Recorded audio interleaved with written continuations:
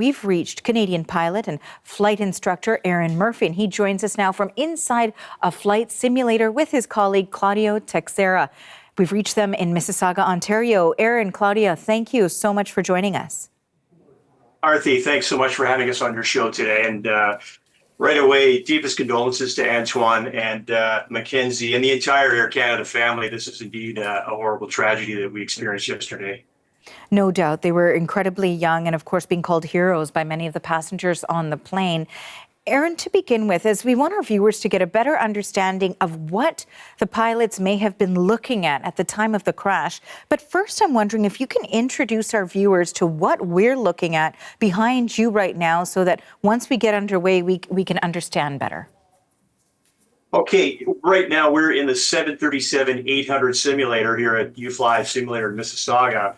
Right out the front window is runway 4 at LaGuardia. We are on the ILS approach 04 as Jazz 646 was.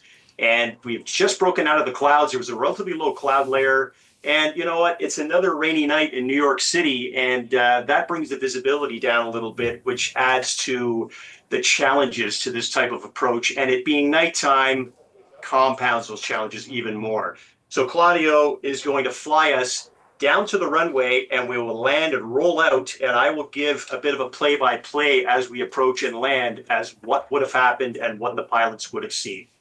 Okay, wonderful. Let's buckle up and get started and take a look at how that would have gone. And we're underway now. I don't know how much you can see on the external visuals. Our pilot is off. I have control. And we're flying towards the runway. I can see the lead-in lights. I can see the threshold area, the landing zone. Continue, landing. I've got the control tower on the right, happy lights on the right side of the runway, the apron and parking on the other side as well. And we're just coming up to the threshold now. On the left side, the pilots would have seen some flashing lights of the fire truck 1 and company. And taxiway Delta is about halfway down the runway. We're touching down now in the landing zone, rolling out. Reverse thrust, reverse 3. Delta is coming up now, and on the left side, there'd be emergency vehicles, and a fire truck is pulling out right now, and we would have been a little bit faster than that, and the fire truck, from what I saw in the video that's circulating, is that the fire truck, the driver definitely knew something was going on. He or she saw the aircraft because there was a veer to the left at that point, that's for sure. You know, it's interesting. I really appreciate you sort of creating this visual for us and for our viewers as well to have a better understanding of what the pilots were looking at that time. No doubt we've heard that from many of the passengers, they feel that the pilots took swift action in trying to brake hard to slow down and to lessen the impact of that crash. How difficult is that to do? And also when we look at the viewpoint that you have there, it's very narrow. You are focused in on the runway. So, you know, it feels like it's pretty unlikely that you would have had advance notice of this emergency vehicle coming on the runway. Arthi, the only indicator of an emergency on the field, an ongoing emergency. Now, they might have got some news from the controller. I'm not sure if that would have been passed on to them or not before they were or on the approach. But when they broke out and they could see the runway and they were coming to land, the visibility would be good enough for this. They would probably have seen the flashing lights to the left side of the runways they're coming in. That would be the only clue. But as a pilot, when you were cleared to land, you take a certain amount of assumption with that, a little bit of assumption that you are cleared to land on a safe runway. But every experienced pilot knows that might not be the case. There could be something that happens because many experienced pilots have seen things dart out, vehicles, airplanes, and in this case, a fire truck. But the timing of that fire truck coming out of Delta taxiway, there was no time for the pilots to react. There was time, but only enough time for both of them to be standing straight up on the brake pedals, down on the floor on the rudder pedals, all the way back in the spoilers, all the way up on the reversers, and possibly steering the aircraft with rudder, maybe grabbing the tiller wheel and steering the nose gears. But when you have a wet condition like that, the aircraft under heavy braking will probably just drift forward as if you're on ice. All right, because the traction, the runway friction coefficient, the braking index would be reduced for sure. So I think you'll see in the final report, or at least in the preliminary, They were on the brakes. They were doing everything they could possibly do, and possibly steering to one side. It should be to the right side, I would expect, because the truck came from the left. And I think we're going to see that they definitely heroically did everything humanly possible that they could have done. And, you know, we do, as we were discussing the images and the visuals that are coming out of the moment of impact, we have those to share with our viewers once again. And this is, we've paused it at the moment of impact, the plane coming in, and we've paused it at the moment where that emergency vehicle, the fire truck, strikes the aircraft on the tarmac there on runway 4 at LaGuardia. I mean, was there, when we were watching your simulator, you said it was probably going much faster than we were watching. I mean, really, was there any chance of avoiding this from happening, besides, of course, the communications being more clear? You know, I've defaulted to it's always human factors, it's always training, it's always procedures. Those three things, and human factors covers all of those. It really boils down to procedures on the airfield. And in my opinion, when there's already an ongoing emergency, especially at a small airport like LaGuardia, small geography, not, you know, a small airport for volume, but small geography, you need to shut the that airport down. You need not shut it down, but you need to have a stop on the ground, a ground stop, make the airplanes go around until the emergency has been managed effectively. That fire truck was coming from the opposite side where the firehouse is. It had to cross this runway to get to the accident, or not the accident, but to the Delta. Let me get the numbers correct here. The United 2384 MAX 8 was over on another taxiway across the airfield.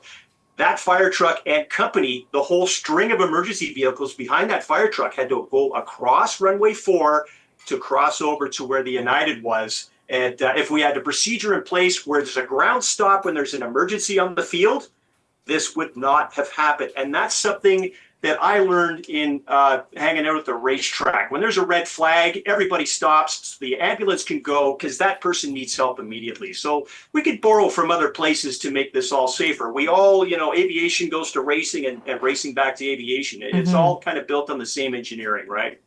Now, I'm wondering, Aaron, if it is possible to reset the simulator to take us through that once again, but if this time we can also sort of include that point of impact, if it's possible, because you were describing it for me, but I'm wondering, you know, it does go by fast, so I'm sure our viewers, and I know myself, I wouldn't mind just seeing that again.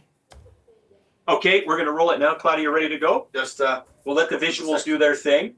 all right, We're set? ready to go. And clear to land. Here we go one more time. All right. So once again, short final, runway 4, LaGuardia. And if anybody can see it on your TVs there, Visual. I've got the PAPI lights on the right, the control tower on the right.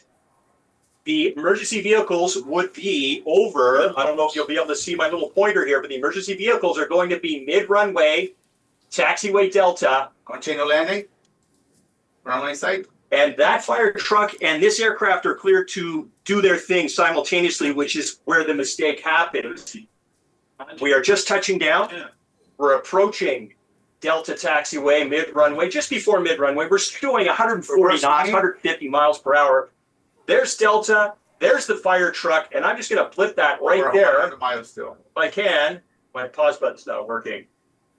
Then the aircraft and the truck continued further down the runway to taxiway Echo. And an interesting kind of fact here, the initial pictures that one of the passengers took when they jumped out of the aircraft was the aircraft was actually nose down. I had originally thought the aircraft was nose up because there was debris holding the nose up, but that what actually happened was, with the loss of the front of the aircraft and obviously the tragic death of the pilots, all of the passengers were moving towards the rear of the aircraft to get to the exits, and it tipped the aircraft up. And I'm pretty sure there would be some fuel in the tank in the belly that would have gone to the back of the aircraft, and the aircraft now sits, as you see in the images, nose up like that with the what was the cockpit debris.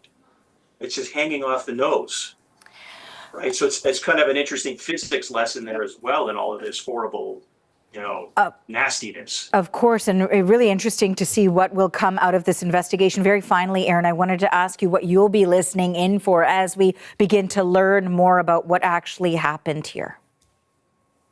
Well, there will be a preliminary report out within 30 days from the NTSB, and they are very good at getting that done. And usually it comes out earlier. An accident like this, as many accidents have, has multiple layers and many things that lead up to it.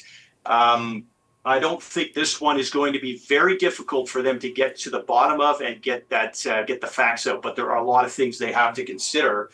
I'll be watching for we always get into the blame game, and already the air traffic controller is on the hook, and he has already said, yeah, I messed up in the recording when he was talking to another pilot. And I'd like to reach out to that tower controller, that air traffic controller right now and say, sir, this is not your fault. You are a victim of procedures which are beyond your control. If everyone would just listen to, on Vaz Aviation, for example, on YouTube, listen in to the actual radio communications that you hear on that YouTube video, that controller is working probably 4 or 5 different frequencies because the emergency is already happening on the other side of the field with United 238.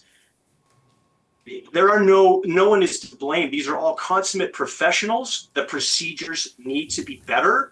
And I think a ground stop, when there's an emergency at an airport already in action, a ground stop is essential, just like a racetrack. It will be interesting. It will be interesting to see whether or not that is one of the outcomes of the investigation here. Again, we'll be learning a little bit more about that perhaps at 1:30 p.m. when the NTSB provides a press conference regarding this crash. I want to thank you both so much, Claudio and Aaron, for your time today. That was very informative for me and for our viewers. Again, that was Canadian pilot and flight instructor Aaron Murphy and his colleague Claudio Teixeira, and we reached them today in Mississauga, Ontario. Thank you.